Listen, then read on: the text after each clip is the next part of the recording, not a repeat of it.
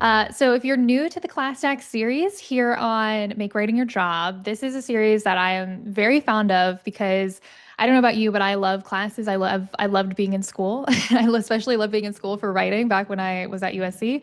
And I think that there's something really special about being able to share knowledge and have some really cool conversations. So I'm just really excited that you guys are going to spend your Sunday with me. So welcome everybody. So just to give you kind of like a little bit of like an update on this class, I have something for you. It should have popped up on your screen, and it is a little bit of like a Q&A. I would love to get to know you, and you can do this at any part in the webinar class, or you can skip it. So it's totally up to you. So it's just to help me get to know you better because we have some really amazing freelancers in our community.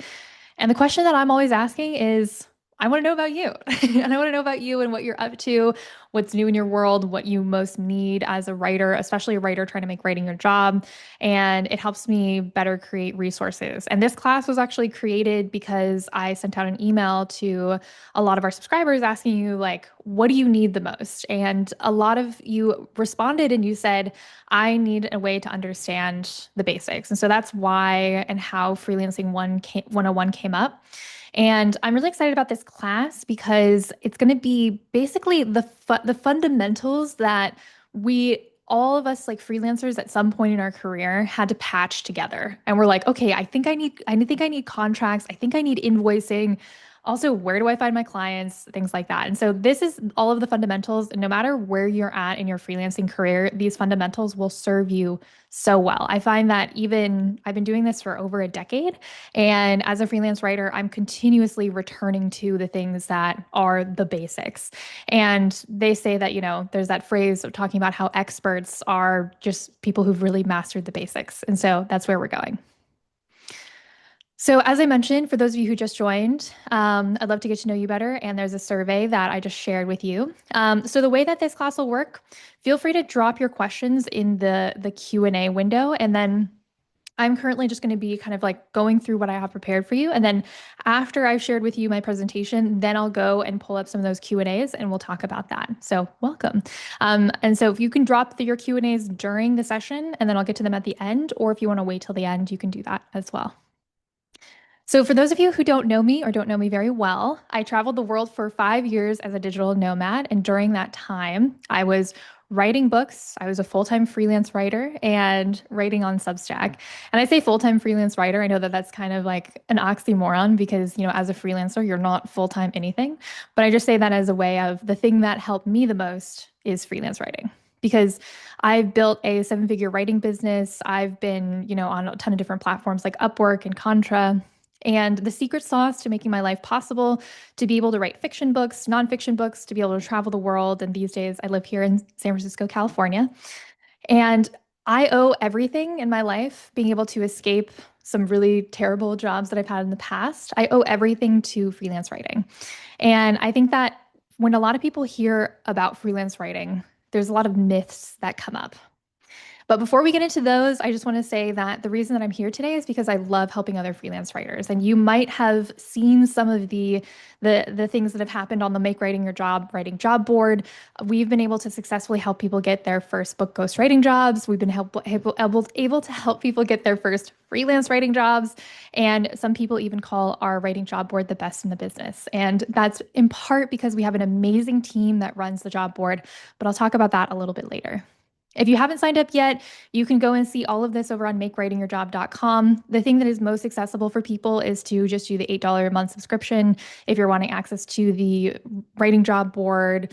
We have so many other things for you, including this class stack series with a ton of other classes and some cool guest speakers and like a lot of other cool stuff for you. So I'm not going to go into too much of this today. I recommend that you go and check it out over on makewritingyourjob.com. And we're going to start talking about the myths that people say about freelance writers. When I was putting this together, the reason why I think that this is so important is because when you're embarking on a journey of becoming a freelance writer, you probably, or even if you've been at this for a while, you're probably getting like different people telling you things about what they think freelance writing is or what you've heard that freelance writing is.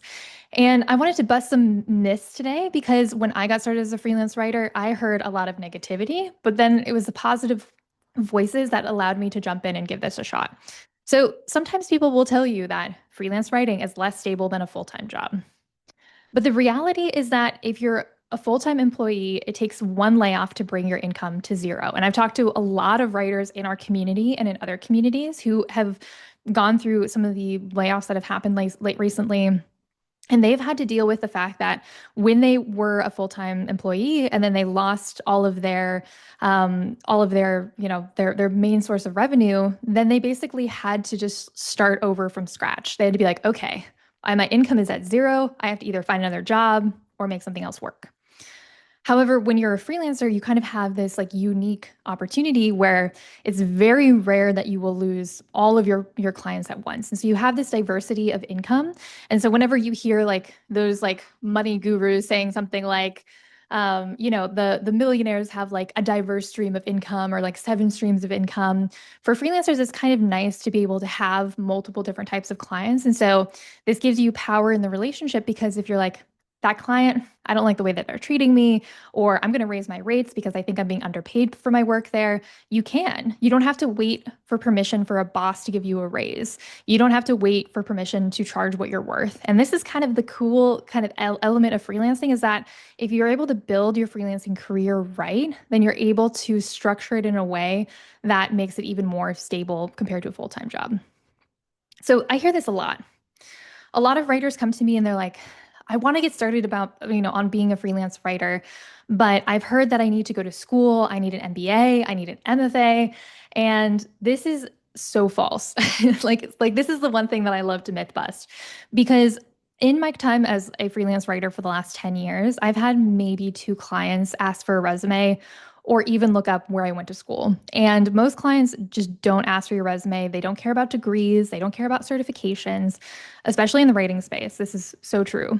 Testimonials and portfolios are much more important to these clients because they don't care if you took, 18 units worth of classes at some university to learn writing. They care about were you able to do a good job for another client? Do you have a portfolio that represents the kind of things that they want to hire you for? And we'll talk about how to create that portfolio and build this social proof for your clients later in the presentation.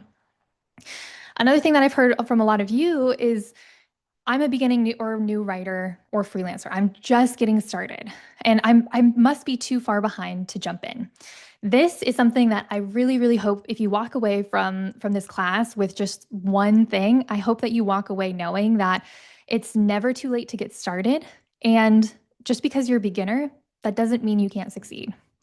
And some of the clients that come to hire from the writing job board or that are just, out there in the wilderness, they want to work with beginners in part because sometimes it's easier on their budget or what they're hiring for isn't very high complexity or they're wanting somebody who is like, kind of like a scrappy beginner, like that beginner's mind energy. And this is a win-win because this means you can learn on the job, making it a win-win for both parties. And so that's what I love about freelancing is that it's accessible for everybody. And even when I was a brand new freelancer and I was like, listen, like, hey, potential clients, like I am so new to this, like just so you know, like I am brand new, but I do have some blog posts I wrote. I do have like an excited energy and I did some research about your company and I'm excited to work with you. They were equally as excited to work with me, not only because when I got started, I was like very affordable for them to hire, but they also saw my energy and my passion.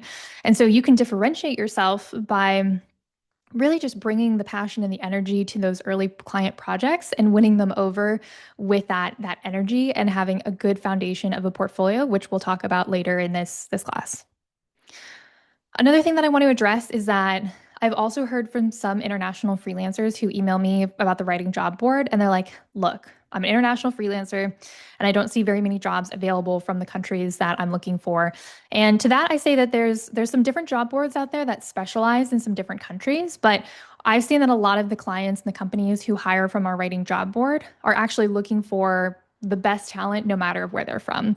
And I've had some clients who were, Americans who were happy to hire from other countries too. And so the nice thing about freelancing is it's kind of this like great equalizer. And while there's some companies that will have hiring restrictions for where they're hiring from, I've seen that a lot more people are getting more comfortable hiring beyond the boundaries of countries, which is actually a great thing for writers because it means you don't have to just be hired by a company in your state or even in your country. You can be hired from anywhere in the world. And so this is kind of like the exciting opportunity. So, the other myth that I see, and I have a caveat with this, is that writers don't always want to be hustling to constantly find clients. And listen, I totally get this. This is the thing, this is the beef that I have with hustle culture. And when we are talking about hustle culture, I'm talking about that like very like aggressive like grind set, like you've got to be working 60 hours a week to make anything possible, make your dreams come true. You got to be waking up at 5 a.m. and like running a mile and jumping into a cold plunge. Like no, like no. I rarely wake up at 5:30 a.m. and then if I do, I'm sleeping in the next day. Like I think that the reality is that once you become findable to your ideal clients and build funnels so that they can hire you, great clients will come to you, especially once you've started to do a few projects and get referrals and then you have past clients coming back to hire you again for another project. But the caveat that I have for you is that you have to build up what I call the freelancing flywheel. And so the freelancing flywheel is this term that I made up where it's basically this concept of when you get started, and if you're a brand new freelancer, this is where you're at. You're constantly having to push out your energy to different things. And even if you're a mid career freelancer, this can apply to you. Because if you don't have systems that are supporting you and you're just like, okay, I need to send these emails, I need to apply to all these jobs, I need to like try to figure out where my portfolio should be, or I don't know if my cover letter's working. You're kind of just putting out this energy and it's very diffuse and it's kind of all over the place. Maybe you don't know like what your kind of what you should be focusing on. And this is like the trough of sorrow sometimes. Like this is the place that if you're stuck in this early part of the process for too long, then it's going to be really challenging to get out of it. And so the goal here is to get to a place where the freelancing flywheel is reversed. And the thing about the freelancing flywheel is that the freelancing flywheel, once you're able to get one client who leaves a great review for you, then other clients will be like, oh, that client left a really nice review for you. Maybe I should work for this person.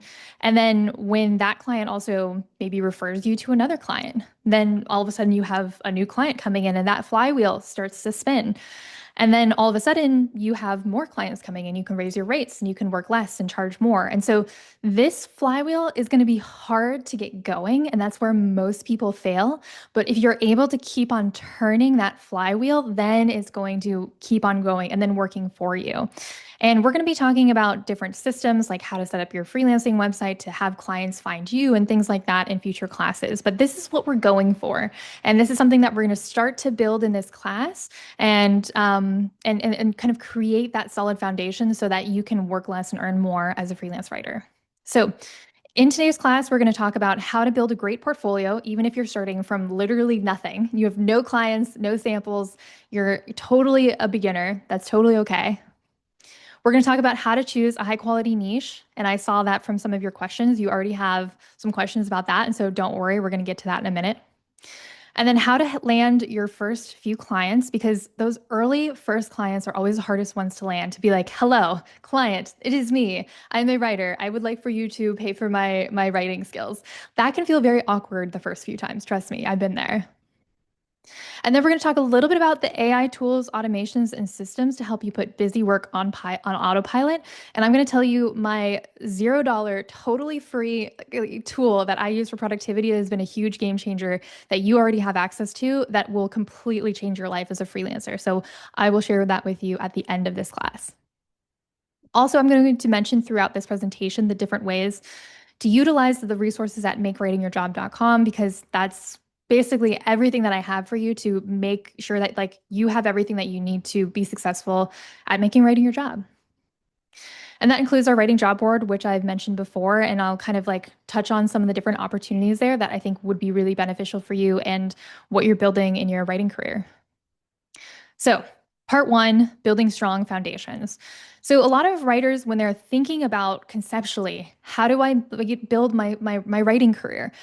The goal that often people want to set is a six-figure writing career, or at the very least, being able to replace the income from the full-time job that you had or have had in the past. So, these are two scenarios that are going to just walk you through what that could look like in terms of what you charge. So, and these are based on different projects that other freelancers that I know have done and like the different ways they've scaled to six figures with writers as well. So this is doable and something that I've seen that other people do.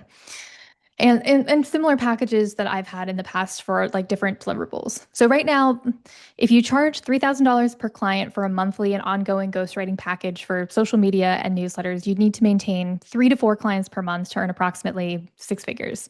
And so, one thing that's really popular in the freelance writing community right now is bundling different services. So, for example, ghostwriting somebody's newsletter on Substack, because a lot of brands are getting on Substack recently, and also CEOs, and then also turning that newsletter and putting that into social media pieces. So, that's one service that you could offer that you could scale to six figures. Another one is book ghostwriting. I talk a lot about book ghostwriting because it is the current niche that I love and that I do for all of my freelance writing, like my main niche, which we're going to talk about in a second. And when people are thinking about like, okay, what do I need to do to become a six-figure book ghostwriter? And a lot of writers on our job board and in our community offer a combination of book ghostwriting and book coaching. And book coaching is kind of like you're working with an author who needs accountability. They need somebody to come into their process and kind of just guide them through it. And so another example of a way that you could charge for, book ghostwriting and book coaching is if you charge $30,000 for book ghostwriting and $5,000 for book coaching, you could do a combination of 2 books a year and 8 book coaching clients to earn six figures. So once again, these packages are doable, and over time you can continuously raise your rates to be able to work less and earn more, which is the goal here, because you also want to be able to fund your creative projects, which is part of the freelance writing life, is to be able to write for clients, but also to carve out time and space and energy to write creatively for yourself and your own projects. But let's back this all up to the thing that I know a lot of people have questions about, which is to be a freelance writer, you need a niche. And when I say niche, some of you just like your brains are just like, okay, but what is it? And I feel the same way as like when you're thinking about like a niche, when you hear people, you're like, oh, you got to have a good niche. Like put really simply, because I think we can get like overly complicated when we're talking about niches. A niche is simply this is what I'm good at and what you can hire me to do. And we're going to get more into that in a minute, but there's two ways to think about niches. And I've kind of created this concept of like the cheetah versus the duck when it comes to niches. And when you think about a cheetah, they're fast, they're good at one thing, which is like running on dry land, and they're a popular clothing print. When you're talking about a duck, they're slower than a cheetah and they're not like specialized in running fast, but they're better at more things. So they're able to swim, fly, and walk on dry land. So they have a different set of strengths than cheetahs do. And of course, they have their iconic quack that everybody has like the duck whistles for. So, what type of freelance writer are you? So, let's talk about the cheetah. This is what people normally think about when they think about freelance writing niches. They think cheetah, okay, a freelance writer needs to be really specialized in one thing. They only do that one thing and they do that one thing really well, and it's very specialized. And so, when people think about cheetahs or you see cheetahs in the wild, you think about like, okay, this is somebody who does one type of great work for one type of client in one niche for one specific deliverable. For example, some freelance writers specialize in writing TED Talks and just TED Talks, no other kinds of speeches, for entrepreneurs. So that's one type of client wanting to be thought leaders. So also one type of specific outcome. So this is really great because every entrepreneur who is writing a TED Talk, if they're typing into Google, I need a writer for my TED Talk, ideally you'd be able to come up first if you specialize in that because you're targeting that ideal client. Or another example of this could be your social media copywriter for luxury perfume brands. So specific type of writing for a specific type of client or brand that you kind of try to own that area. So you focus on just that. But you'll notice that these two writers, they probably are not going to do both of these things. And that's kind of the benefit of the cheetah, which is you do one thing really well. And when somebody is looking to hire a writer for that one thing, you're the person that they go to. So the duck is kind of the opposite version of what people think about when it comes to niches. And if you heard my examples for the cheetah and you're like, I think that sounds kind of boring, then you may be a duck. And so a duck can do 3 to 4 things really well. A client can hire you to replace multiple freelancers. So you might do not only an entrepreneur's newsletter copy, you might also do their social media copy. And then you also might, put that copy together and write a book for them. So you make the process of working with a client more efficient because instead of having to hire one writer for their social media, one writer for their newsletter, one writer for their website, they can just hire you. You can do all of the things and they don't have to onboard several different people and they can just work with you.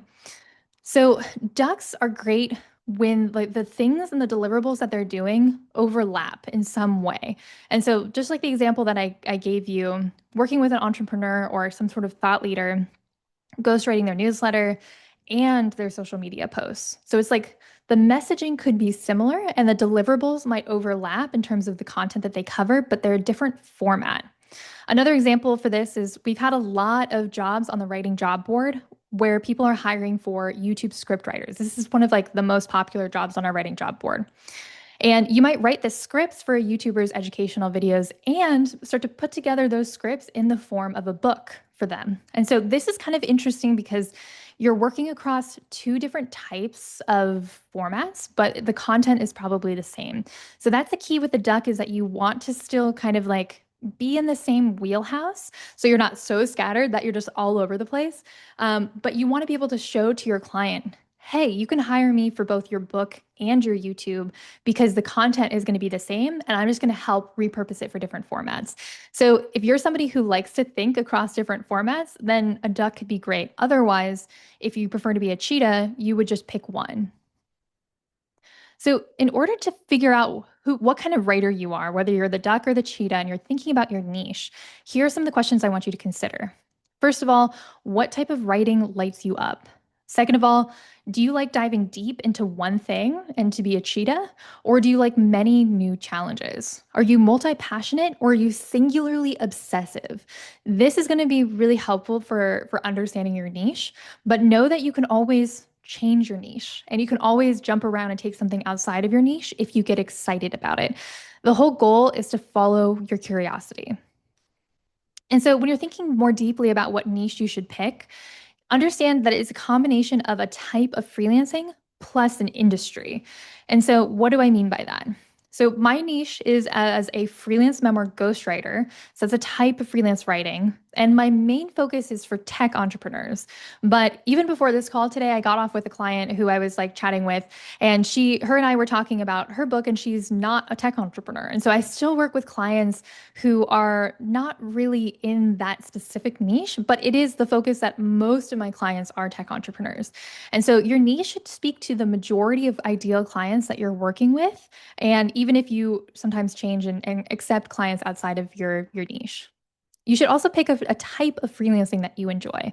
So if you love social media, then LinkedIn or YouTube script ghostwriting could be a really interesting place for you. If you love books, I'm always an advocate for book ghostwriting. I talk about that a lot here. I have a whole class on our Class X series about specifically how to get into memoir ghostwriting.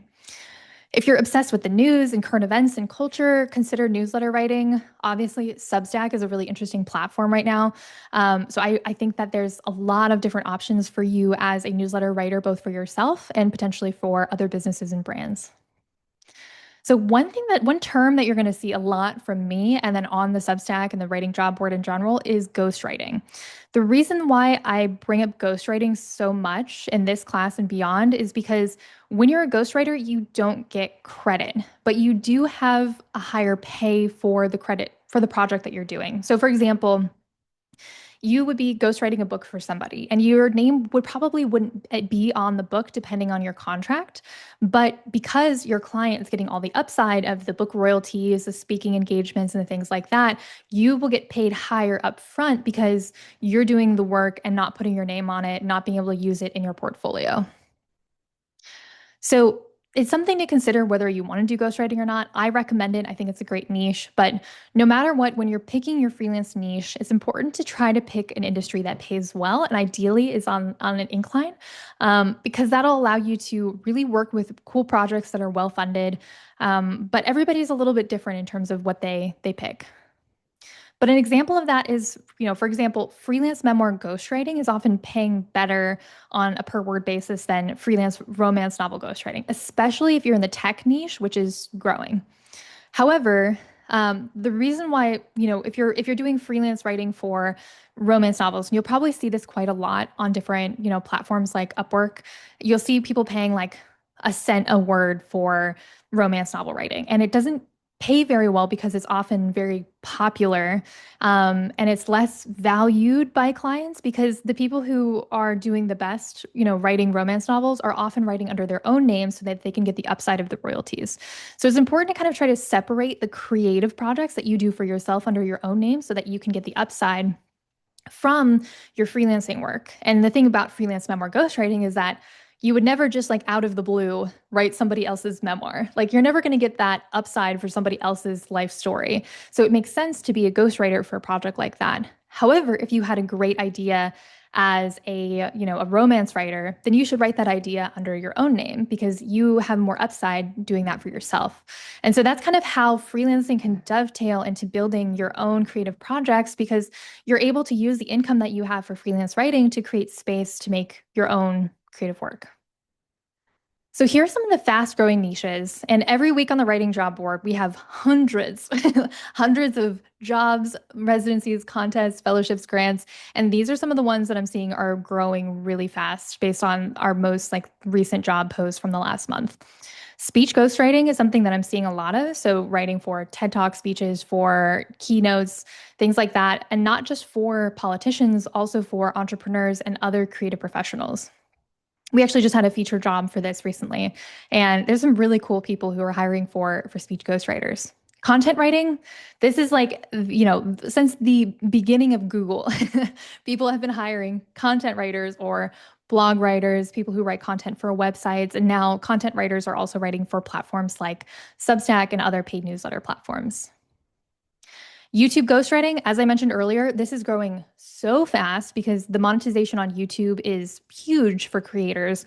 And so a lot of those like faceless channels or channels that are, recapping investigations and things like that, there's a lot of true crime channels out there. So if you love writing for true crime and things like that, there's a lot in the YouTube ghostwriting and writing section that I think is really, really interesting. Then medical and technical writing. I know a lot of you who are part of our community have had backgrounds as nurses or scientists. We continuously see some awesome opportunities in the medical and technical writing spaces. And so if you have that background in STEM, you're going to do great.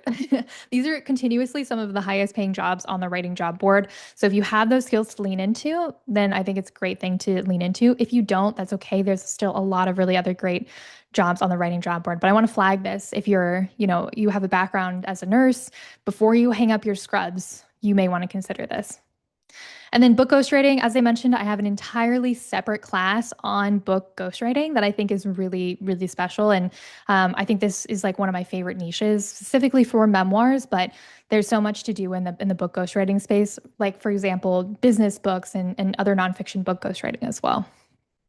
And then copywriting, I did copywriting for like 5 years, and copywriting always pays well because you're a salesman with words. You're basically trying to sell a product to a customer in different formats and different ways that can be very creative and very fun. And you just have to learn the sales component to kind of blend into your writing. And if you can do this really well, you will make a lot of money. Like you just will. However, there's the short form copywriting. People are starting to automate different ways that they're doing that with ad copywriting. So you really want to be careful with copywriting and pick brand copywriting or slightly more long form copywriting to make sure that you're in a niche that is growing.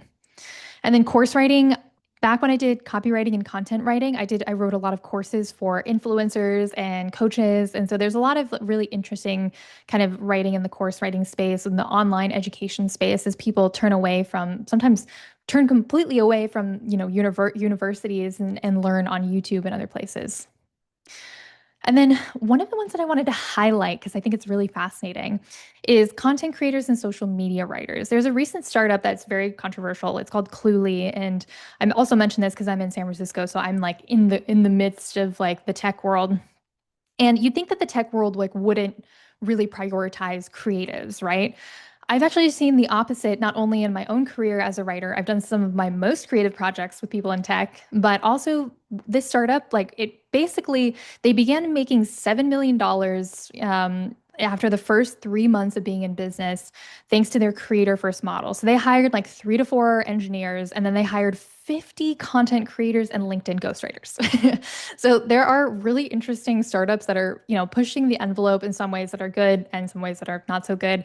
But I think that the point of this is that there's a race to hiring creators and writers who are then lending their talents to companies that are very technical, because Cluely is a SaaS product, and it's something that is basically trying to help people with like an overlay to Zoom meetings. And so I think that there's some really interesting opportunities as a content creator, as a LinkedIn ghostwriter, especially for CEOs who are suddenly in this race to produce really like cinematic trailers for their products, have LinkedIn posts and posts on other short form platforms go viral all the time. And I think that this stuff is really interesting, and it just shows that they need creative people to help market their products in an increasingly competitive world.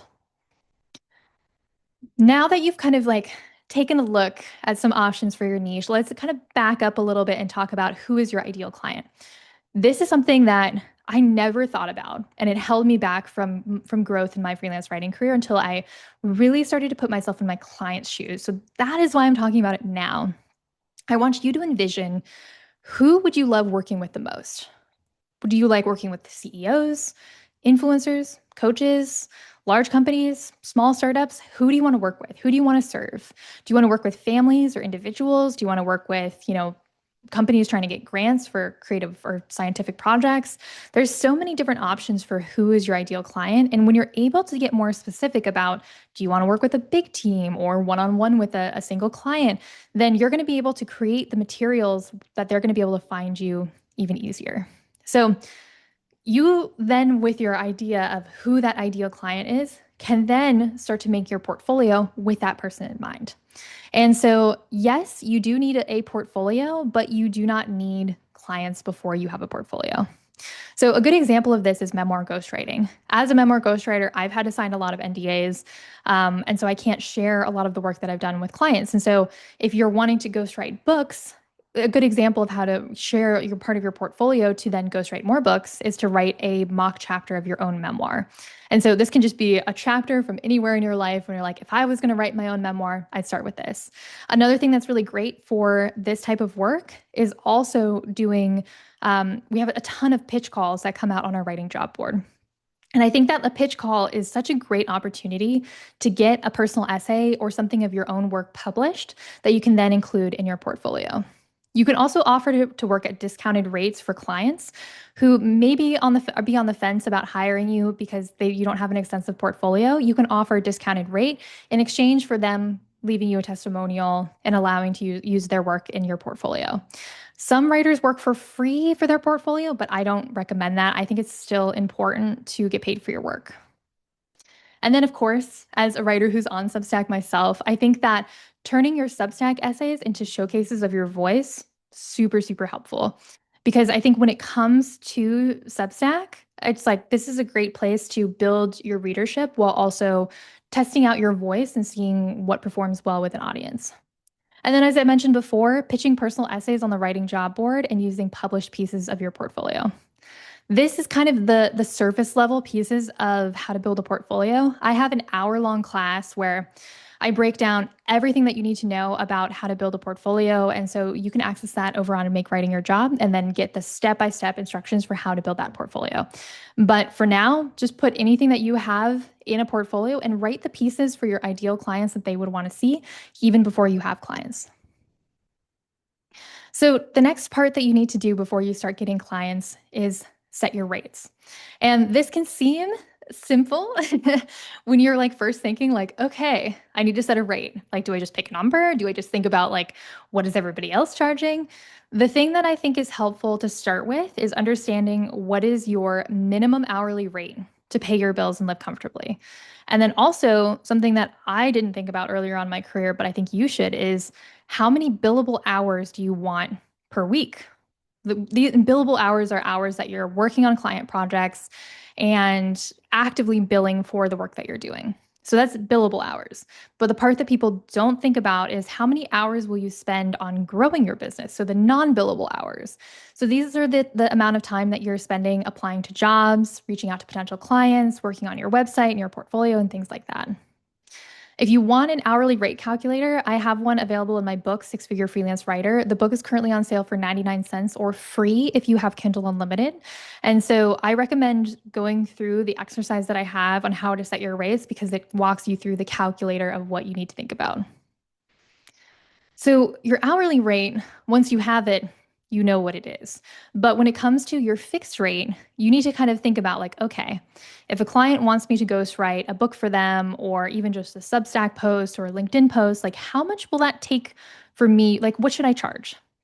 Instead of going and trying to look up rates for what everybody else is charging, think about your unique situation. Estimate how many hours it will take for you to complete a project, and then add a 30% buffer. So this is your minimum rate for a flat rate project. And you always want to kind of add that buffer because you would be surprised how many things come up during a project where you're like, didn't count for that. You can also just charge hourly when you're getting started to keep it simple and then have your fixed rate in mind if clients want to work that way. But the key here is to not go below your minimum rate. It will make you resent the client and the project. You're going to walk away not feeling great. And this is the fastest way to burn out. So I don't recommend it. So, one thing that a lot of writers, especially new freelance writers, don't understand is that everything is negotiable. Everything. And I've had clients pay 10 times what they thought that they were willing to spend when they hired me, and they were happy with their choice. And that's because I negotiated. I was like, hey, your project seems great. I can help you with XYZ. Here's ABC experience I have.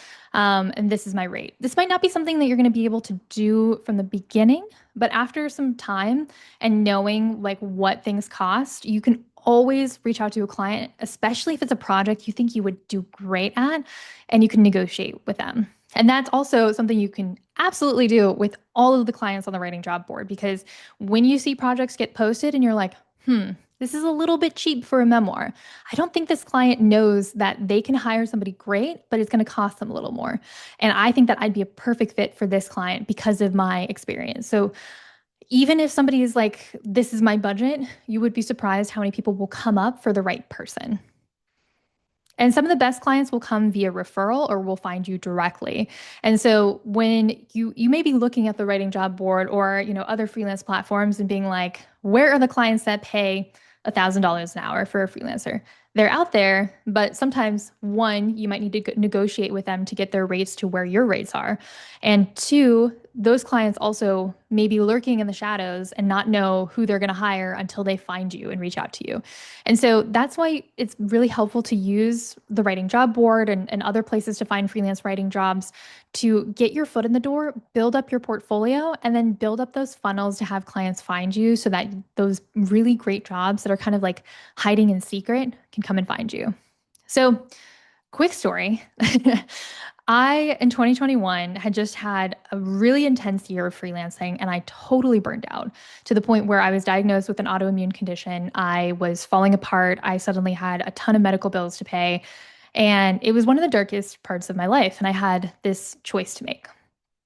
I basically had to decide, in a journey of like where the world felt like it was in flux, I had to decide whether or not I was going to stay home in Los Angeles and just try to figure out how to recover from burnout or take a leap of faith, even with my new diagnosis, really try to figure out how to make my freelance writing journey work and go on this road trip that I had planned with friends.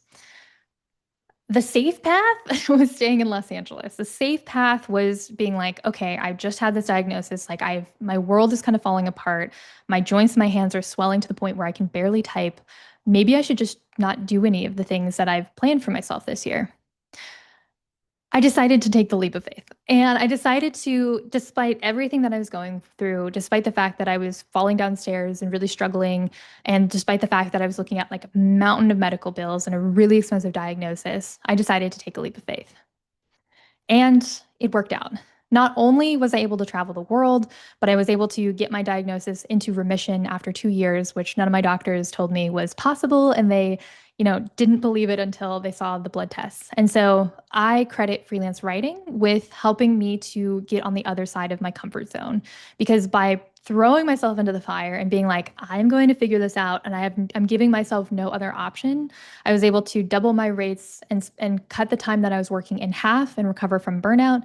And last summer, I spent one of my favorite summers ever in Istanbul with my partner Kyle, eating so much Turkish breakfast, all of the matcha, way too much Turkish coffee, which is like rocket fuel. It was very strong. I literally spent 12 months not drinking caffeine after that because it burned me out so much.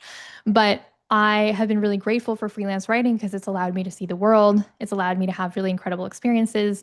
And saying yes to something that is scary is the first step. Then it's about kicking off a massive amount of action towards your ideal life. Because the one thing that really didn't click for me until I was put into this really crazy pressure cooker was this idea of having to embody the ideal self of who you want to be in the future now. So embodying that ideal self of that person who you want to be, that writer that you want to be in the here and now. And that part is scary and it's hard to do. But if you can figure that out, you're going to leapfrog like 5 or 6 years that it took for me to figure this out. So I'm trying to give you all the cheat codes here. So part two, clients are finding you. Now what? So I'm just going to give you an overview of the way that I work with clients, but this is something you're going to figure out more for yourself as you get deeper into freelancing. So after you've applied to a job, then you kind of like you received a response or you're putting yourself out there. You're going to share your portfolio. You're going to send a calendar link for a discovery call with a client so that they can easily schedule with you. And then you're going to hop on a discovery call with the client.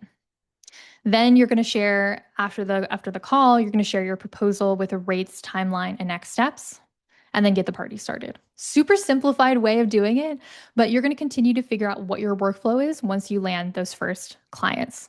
But the important thing is to building that flywheel that I talked about earlier in class. So doing great work, asking for testimonials and client referrals, and then rinse and repeat. This is how you build the compounding effort of your career growing. So most freelance writers fail because they aren't spending enough time getting paying work. And this can look like procrastinating on things that don't move the needle, changing the color of your website, doing things that aren't increasing your odds to, and not applying to enough jobs that can help you get to where you need to go. You need to, you miss all the shots you don't take, you don't get all the jobs that you don't apply for. And so often burnout comes when you're not doing the work that will help you get clients, and then you're not charging enough to then make the life sustainable. And so if you find yourself scrolling for hours on LinkedIn, Blue Sky, Upwork, trying to find jobs to apply to, just trying to find the jobs to apply to. If you spend more than an hour a month, and if you value your time more than $8 an hour, then I recommend subscribing to the writing job board. And so we have helped so many people find great writing jobs on the internet because they've taken the leap of faith to not only subscribe to the writing job board, but also get plugged into our community of writers. And then we have a team, we're about to have a team of 3, we're a team of 2 right now of newsletter curators plus me, where we spend like about 100 hours a month, like no joke, between the 3 of us, and we're about to be a 4th because it'll be me and then another amazing curator. We're just trying to simply find the great freelance writing jobs, pitches, contests, residencies, and grants that we put on the writing job board. And we're about to switch to sharing those jobs daily, not just twice a week and on our subscriber chat. So we spend literally about 100 hours trying to find these jobs for you. So if you are ready to just like apply to a bunch of stuff, highly recommend subscribing, because even if you're a total beginner, I think it's going to be something that is going to be really a game changer for you. But there are other ways to protect your time and prevent burnout. So if you're not landing enough jobs, think about your portfolio and return to the basics of that and your cover letter. And I say cover letter in quotes because when I say cover letter, I just simply mean the paragraph or 2 that you send along with jobs, being like, hey, this is who I am, this is what I do, and this is how I want to work with you. This should be personalized for every single job that you apply to. If you're landing discovery calls but not closing clients, it could be because you need to learn some basic sales skills, or you just need more practice. Sometimes it's just doing a lot of practice until something clicks. If you have too many clients, then you should double your rates. And so this is something that I give this advice, and people are like, if I double my rates, I'm going to lose half my clients. And I'm like, yes, exactly. Because if you lose half your clients, but you double your rates, you'll be working half the time for the same amount of money. And when I tell freelance writers who are doing this, especially people who are experienced freelance writers, it clicks in their mind and they're like, oh my God, Amy, you're so right. And I've had people who've taken this advice and then emailed me and they're like, listen, I doubled my rates and I lost none of my clients. In fact, people were happy to pay what I am now charging. And so most freelancers are indeed undercharging. And so automation and AI tools, this is the last section that I'm going to talk about on this chat or on this class. These tools are something that you have to figure out what works for you and your workflow. So ChatGPT 3.0 is great for augmenting research. So if you do a lot of research, this tool, I've known a lot of freelancers who've gotten a lot of support from this, especially if you're like, I'm trying to find this one primary source and I don't know where it is and it's like somewhere out there. It can really help you like scrape the internet and find something to really support your argument or what you're looking for. And then browsers like Perplexity, Comet, and Dia can help you summarize articles, allow you to chat with tabs and things like that. And then a lot of our AI bookkeeping tools are finally like automating some of like the grunt work that you have to do for bookkeeping. I also love using Superhuman for my email tool, and they just rolled out their AI tools to help you respond to emails faster. So, highly recommend that as well. But at the beginning of this class, I shared with you my favorite $0 productivity hack. And so this is my calendar, just my calendar app, just something that comes with every computer and your Google account. So instead of having a to-do list, I put all of my to-do list items simply just on my calendar. And this is great because it forces me to be realistic about what I can do in a day, what's feasible and what's not. And so if you are overbooking yourself, you will realize you'll have to say no to things if you're just putting it on your calendar. I also color code my day with different colors so I know what I'm spending time on. And I use the app Toggle to then actually see how I'm spending my time after the day is over. So I have a lot of different tools. I'm going to go over this in future posts on the Substack. But I use different tools like Calendly for scheduling links, but Google Workspace also has a free calendar link tool if you have a Google Workspace account. Descript is great for transcribing Zoom calls. Like there's so many great tools out here, and I'm going to leave them up on the screen for a moment and share these slides after so you can check them out. Another way to protect your energy as a freelance writer is to set strong boundaries. So understand what are your office hours, what are your response windows. You may even want to lay that out into your contract when you eventually make your own custom contracts. When you're starting as a freelancer, you may simply use different contract tools on Upwork and Contra. But when you create your own custom contracts, then you may want to put that in there. And then also understanding when are you available for Zoom calls, or are there parts of your process where you switch to asynchronous communication only, which I think is actually secretly a game changer for especially long-term projects. And then thinking about taking care of your health, getting 10,000 steps in a day, or whatever makes you feel good in your body and your mind. And it can also be helpful to lean on your support system and journal because freelancing is not easy. So if you found this class useful, take a chance on your writing career and sign up to the writing job board if you're not already subscribed. It's $8 a month. And very soon we're switching to daily emails 5 days a week with fresh writing jobs, residencies, contests straight to your inbox. And I hope that you take the leap and make writing your job.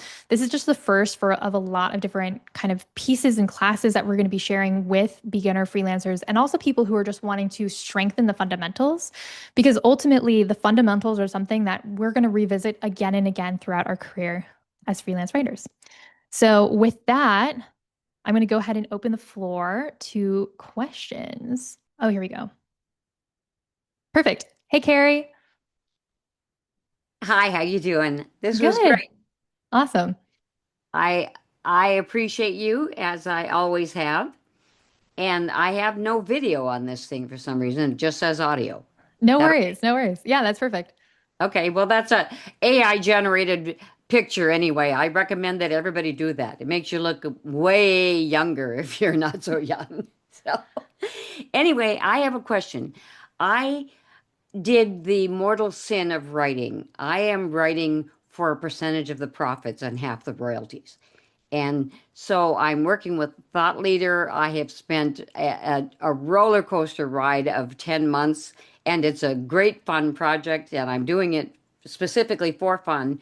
But to my husband's surprise and delight, I now am facing two other opportunities that could pay really, really well because of my experience with this one gentleman. And so I have kind of an oddball question. One of them was a LinkedIn post this morning that just happened to run through my email. And it said, I want a writing partner instead of saying I want a ghostwriter. And this guy has done some incredible things. He did an essay and, and he now has a Penguin publishing house contract to write a book. And so Wow. he needs somebody to help him write the book. And so it's interesting. And I don't quite know how to apply. I had all of 700 characters to put into the LinkedIn application, but I have an opportunity to go around him, and his topic is specifically about people who are capable of going around. Do I dare do it? When you say going around, what do you mean by that? Well, his topic, at the risk of inviting some competitors, his topic is called high agency. And Mm. agency being your ability to go after something that you want instead of just taking life as it falls in your lap. Oh, interesting. So are you thinking about like reaching out to him directly beyond the LinkedIn application? Is that kind of what you're talking Yes. about? Cool. Yes, I'm thinking about going around the clearinghouse that he has hired to screen the applicants before it ever even gets to him. And in the meantime, I talked to my author and said, will you recommend me for this? And he said, not only that, I'll talk to the guy. Wow. Get me his contact information and I will sell you for the job. And so but I'm still a little nervous about, he's either going to think I really have high agency and isn't that great, or I really have chutzpah and maybe he doesn't like Jews, so I probably shouldn't use that term, or I'm too obnoxious to work with and he won't hire me at all.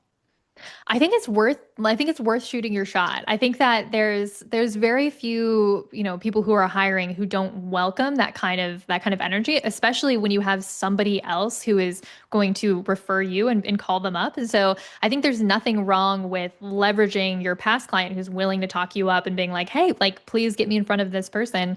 And it allows you to kind of skip the line a little bit. And so anytime you're able to leverage connections, that's awesome, especially because you have no idea what this hiring party that he's hired in the middle is going to screen for or pick for. And so anytime that you can get directly to the person that you're wanting to hire, you do run the risk of them being like, this person's not going through the appropriate channels. I'm not going to consider their application. But I think the fact that you also have someone vouching for you is really strong and could help circumvent that. So I think they're in a really good position to just give it a shot, especially because this book is about high agency and you can kind of like craft a response or a kind of like a direct email or have your past client kind of refer to that jokingly in the reach out.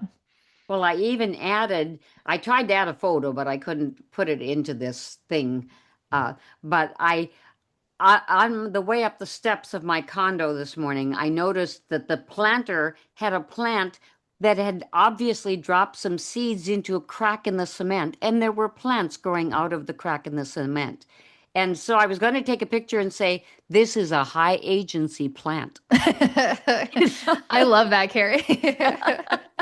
I think that's great. Okay, well, Yeah. you were very helpful again. You may recall you helped me a number of months ago when I thought a publisher that my author was really into was a scam. And I reached out to you and said, what do you think about this? And you agreed with me, so I appreciated it. Yeah. No, Thank thank you, you Carrie. again. Thank you for being part of the community, and I'm really excited for you. Yeah, sometimes it's like tricky when you're taking on different ghostwriting assignments where you're doing it for royalties or something like that, but it seems like it's working out for you. So I think that you're in a really good position with everything you've got going on. I hope so. Thank you very much. Yeah, have I a great enjoyed rest of this you. class too. Thank you. Thank you. I appreciate it, Carrie. Awesome. Let me see if I can. Thank you all for bearing with me as I learn how to use this new Zoom webinar thing. Victoria, I think that you are up next, so I'm going to turn you on if I would love to hear your question or any comments that you have. Yes, hello. It's very nice. This course has been so helpful. I was particularly drawn to this course, and I don't know if there's anyone else like us, because you're a fellow Hollywood person, or ex-Hollywood person. I'm still in the game. I've lucky to say I've been paid to write scripts, but I'm still at a lower uh, fee, and I'm not in the union yet. And then I'm freelancing right now for comicbook.com, and I was just curious. So like it's amazing. I've been paid to write, but now I need to make it consistent and put it together and be able to pay my bills and hopefully get a digital nomad visa and get the F out of this country. Um, so my question is if you had any specific, because screenwriting is an entertainment writing can be such a specific niche. I had just a question if you had any tips on kind of parlaying that and making that more marketable to different industries. Yeah, and it's always great to meet a fellow Hollywood screenwriter. Like, and it's awesome. Congrats on being paid to write. That is something that a lot of people can't say, and like it's like it can be a very infuriating world. Yes. So that's awesome. Yeah, I've seen fellow Hollywood writers have a ton of success. One thing for screenwriters that is really helpful. I'm not sure if you've seen all of like the YouTube script writing jobs out there. Is that kind of an area that you have any interest in? I would. I'm not a true crime girly, but I'm a major history girly. Like you're Hollywood. I made it to the final of the Nichols with a historical script. So I Wow, love writing congrats. about history. Thank you. Yeah, That's it did awesome. nothing, but thank you. No, it's that's still a huge accomplishment. I think that like with history, especially, I see a lot of like history channels hiring for researchers and writers. And so I think that that's really interesting. There's also on Substack a lot of history themed Substacks.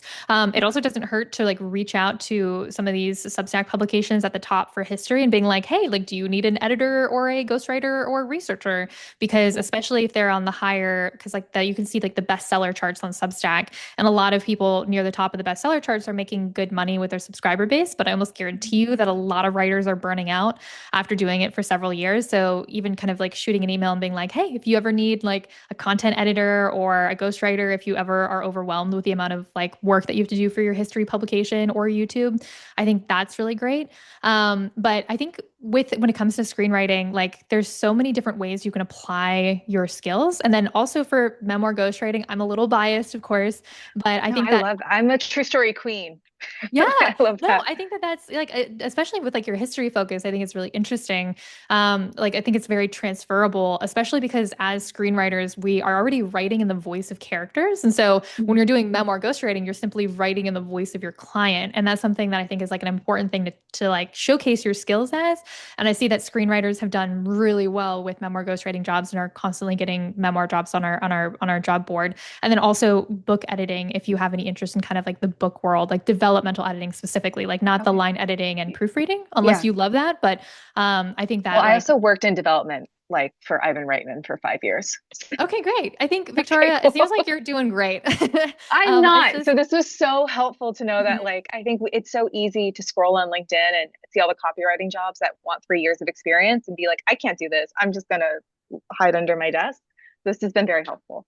yeah, and then there was also one of the writers who ended up working with. There was like a Buddhist priest who was hiring from our job board for a memoir ghostwriter. That client ended up hiring somebody with no memoir experience, but they had some experience in some other fields. So there's some really cool jobs out there that will hire you with like no related experience, and they see that you're a screenwriter, and they're like, oh, clearly like Victoria can do this because she's a screenwriter. So I think Okay. there's a lot of like really cool work out there for you and other people from the creative fields.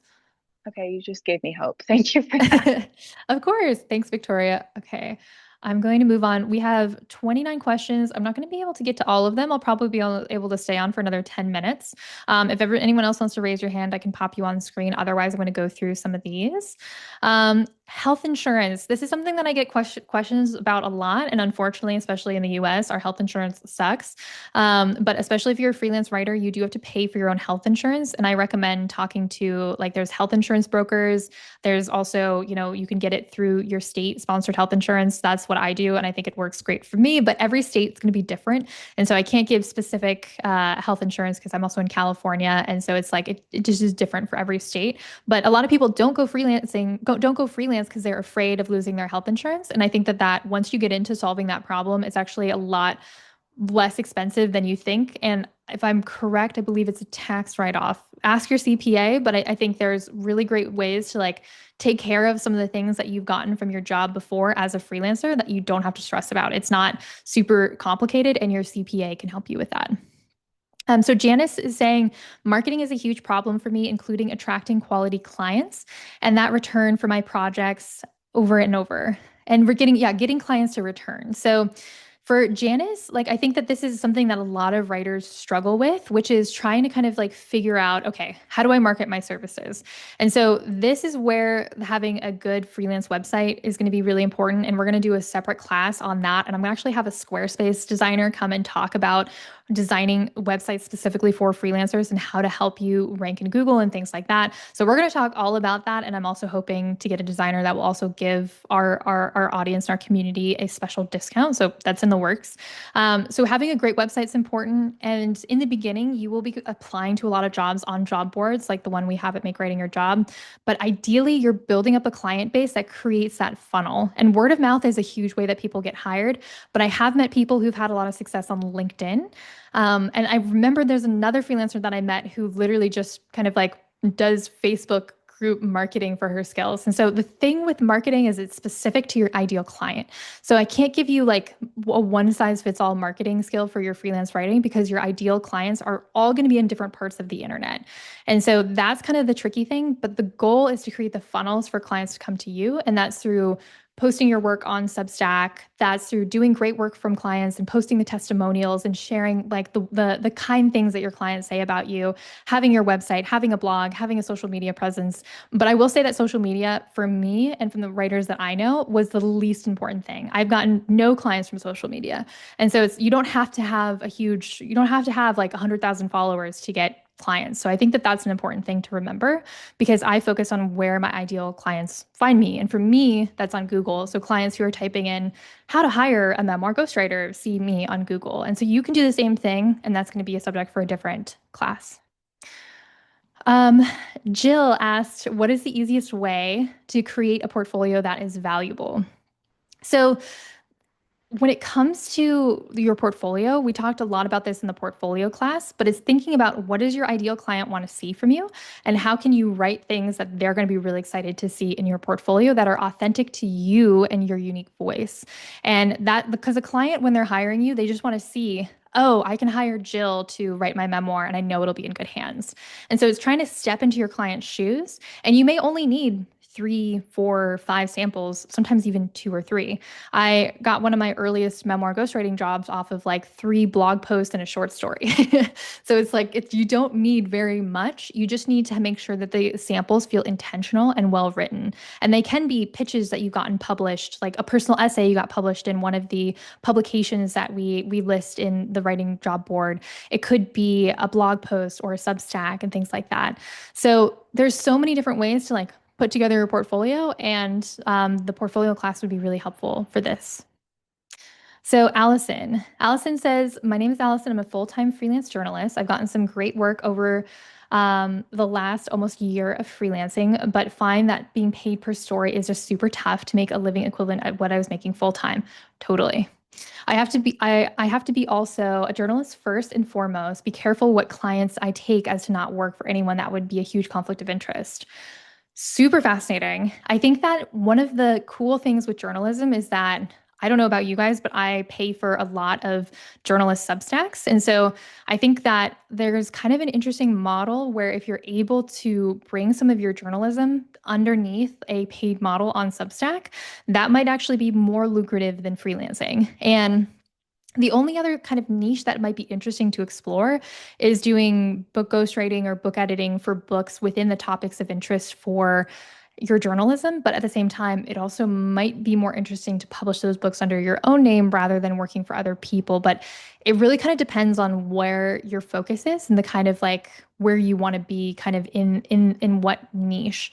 And so Allison, like I know that journalism has kind of like undergone a lot of changes over the years. And I would highly recommend if you haven't already considering starting a Substack, just because I'm seeing a lot of journalists really knock it out of the park with niche content for their audience that has been reading their stuff and really wanting that in-depth reporting and being more than willing to pay for it. So if you haven't already explored that route, that could be interesting. Okay, so Paige asks, I used to freelance write part-time about 10 years ago, and I want to get back into it again, but everything has changed. How do I use old, outdated content to get clients now? So, no content is truly outdated unless it feels like there's something about it that maybe isn't as relevant, depending on what those samples look like. But I've used samples from 10 years ago to get clients today. So it doesn't really matter as long as you have like at least one new sample. And the nice thing about portfolios is that you can refresh them over time and add more to them. And so if you're just ready to get back into the game, I'd recommend, trying to figure out what piece you want to add to your portfolio. And that goes back to figuring out who your ideal client is and what they want to see and what types of jobs you want to go after. And that can help you decide, okay, I need to add this piece to my portfolio. And then I can keep some of the older samples as well, especially if there's samples that feel indicative of your voice and what you want to put out there in the world. Okay, so I'll take about like three more questions. I know there's a lot of questions here. If you feel like your question didn't get answered, you can also shoot me an email after this call as well, and I'd be happy to respond there as well.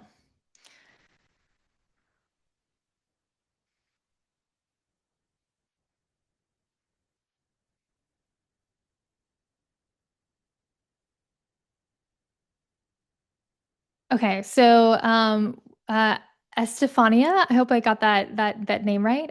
Secured a byline with CBC First Person. Congrats! And the editor was extremely happy with my work and collaboration, but refused testimonial. So that is kind of the bummer with working with media is that sometimes they just like will refuse to write you a testimonial.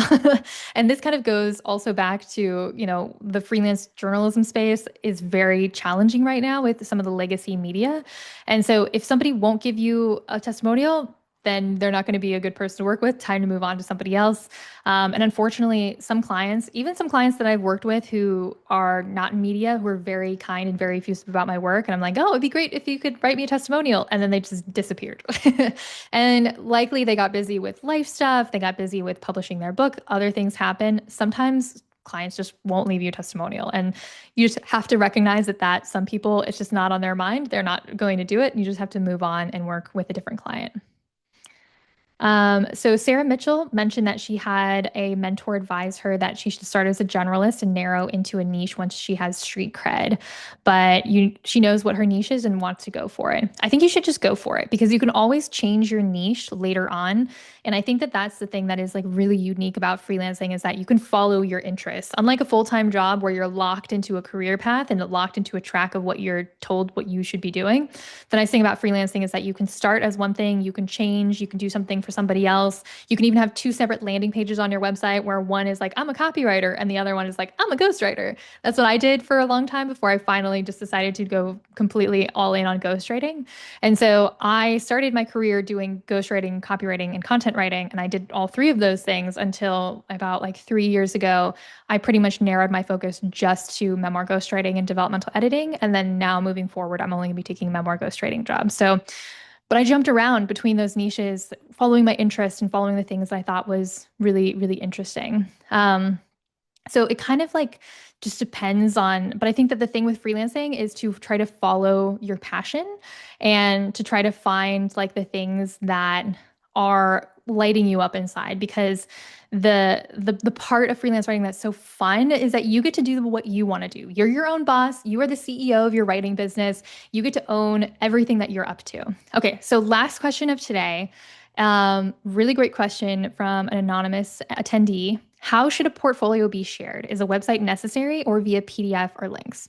So if you're on freelancing platforms like Upwork and Contra, you're going to need to have images of the portfolio items and to break them out separately. You can also have one portfolio item for your just PDF portfolio, which I recommend. However, most clients are not going to want to click through 13 links. You're going to want to put all of your portfolio items in a PDF. And in the portfolio class, I break down the template that I use for my portfolio and I go through slide by slide to show you the layout. I also think a website is necessary in addition to the portfolio PDF. And the PDF is nice because clients like to be able to scroll through everything in one place and to be able to just send it to them. And that way they can also circulate it with their team or their partner, whoever else is involved in the hiring process is important because sometimes people reach out to me to hire me and it's the assistant of whoever is going to reach out to me who's emailing me. And so being able to send them a PDF that they can sometimes print out and give to their boss is really helpful, and especially because my ideal clients are a little bit older too. And so depending on your ideal clients, You definitely will need a PDF portfolio and a website, but your clients might favor one more than the other, and you can put a little bit more effort into one that they favor. But I think you need both for search engine reasons as well as readability and the fact that clients spend like not very much time looking at materials before they decide to hire somebody. So you need your materials to look great and feel great, but they also need to be skimmable, easy to read through. And the whole goal of this class and all of the classes is to make it as easy as possible for clients to see you, see your work, and be like, yes, I'm ready to spend some money on this great writer who I think is going to be a perfect fit for my project. So thank you guys for all attending the Freelancing 101 class. I really appreciate you all being here, and I hope you have an amazing rest of your Sunday and start to your week. If you have any questions, you can always shoot me an email. I don't promise that I can respond immediately. Sometimes my inbox looks a little gnarly. Um, and thank you for filling out the poll, and I hope that you have a really great rest of your weekend. So thank you, everybody, and I'll see you around the writing job board over on makewritingyourjob.com.